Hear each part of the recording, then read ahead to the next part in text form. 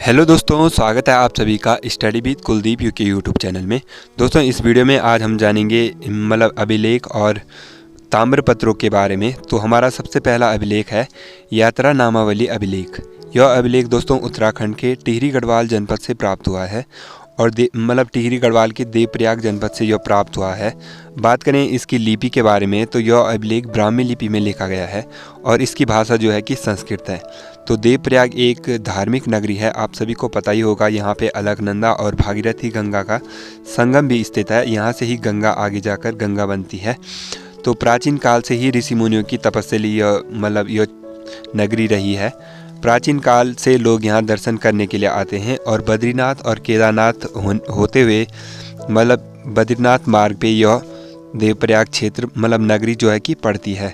तो यात्रा करने वाले लोगों के नाम इस अभिलेख में लिखे गए हैं। तो दोस्तों हमारा दूसरा अभिलेख है उत्तरकाशी का शक्ति स्तंभ अभिलेख। उत्तराखंड के उत्तरकाशी जनपद में विराजमान भगवान विश्वनाथ के मंदिर के समीप स्थित शक्ति मंदिर के गर्भाशय में स्थित त्रिशूल के निचले भाग पर अंकित उत्तरकाशी का शक्ति स्तंभ अभिलेख की लिपि शंख लिपि को माना जाता है। और इसकी भाषा की बात करें तो इसकी भाषा संस्कृत है। इस अभिलेख में 3 श्लोक हैं जिसका निर्माण सम्राट गणेश्वर के पुत्र श्रीगुह ने करवाया था। इसका निर्माण तो इतिहासकारों के अनुसार उत्तरकाशी का शक्ति स्तंभ अभिलेख का समय लगभग 6वीं एवं 7वीं सदी माना जाता है, यानी कि शताब्दी माना जाता है। इसके अतिरिक्त उत्तरकाशी जनपद में संस्कृत में लिखे शिलालेख प्राप्त हुए हैं, जिनमें कि विश्वनाथ मंदिर शिलालेख एवं परशुराम मंदिर शिलालेख प्रसिद्ध हैं, जो कि ब्राह्मी लिपि तथा नागर लिपि में अंकित हैं तथा इनकी भाषा परिमार्जित संस्कृत है। तो दोस्तों हमारा अगला अभिलेख है अनुसुईया देवी शिलालेख। तो अनुसुईया देवी शिलालेख उत्तराखंड के चमोली जनपद के मुख्यालय गोपेश्वर में स्थित है। तो चमोली का मुख्यालय आपको पता होगा गोपेश्वर जनपद है, तो गोपेश्वर में स्थित है। गोपेश्वर से ऊखीमठ वाले मार्ग में मंडल पर पैदल मार्ग, परंतु अनुसुईया देवी मंदिर से पहले अनुसुईया देवी शिलालेख एक चट्टान पर अंकित है। इस अभिलेख का समय लगभग 6वीं और 7वीं सदी को माना जाता है।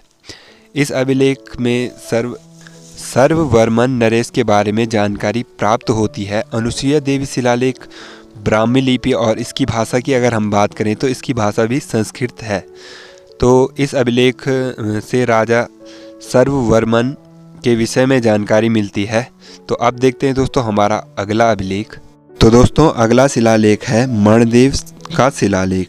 मणिदेव का शिलालेख दोस्तों उत्तराखंड के रुद्रप्रयाग जनपद के गुप्तकाशी में नाला नामक स्थान से प्राप्त हुआ है। तो इस शिलालेख को नाला पाषाण स्तूप के नाम से भी जाना जाता है। यह शिलालेख ललिता माई देवी के मंदिर के समीप कत्यूरी राजवंश का शिलालेख है। इस अभिलेख पर सन 1168 उत्कीर्णित है, जिसका निर्माण गणदेव ने करवाया था। इसके कुछ अंश राहु सांकृत्यायन ने हिमालयन परिचय के भाग संख्या 553 में इसके बारे में लिखा गया है। तो अगला शिलालेख देखते हैं। तो अगला अभिलेख हमारा है तालेश्वर ताम्रपत्र अभिलेख, जो कि उत्तराखंड के अल्मोड़ा जनपद के तालेश्वर गांव में प्राप्त हुआ है। यहाँ से ताम्रपत्र प्राप्त हुए हैं जो कि ब्राह्मी लिपि में लिखे गए हैं।